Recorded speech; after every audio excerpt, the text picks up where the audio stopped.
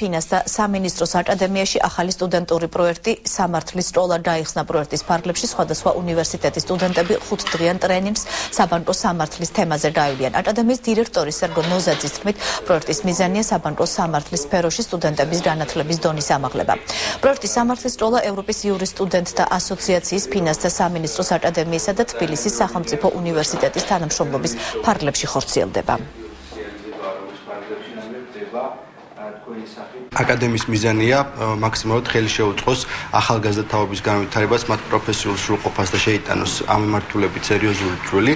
სწორედ ეს 5 დღიანი ტრენინგი იქნება, ასე ვთქვათ, აკადემიის მხრიდან ერთგვარი ინვესტიცია საქართველოს ახალგაზრდა იურისტთა მომავალში. ელსა თბილისი ფინანსთა სამინისტროს აკადემიასთან ერთად ხორციელებს პროექტს სამართლის სკოლის თემაზე საბანკო სამართალი.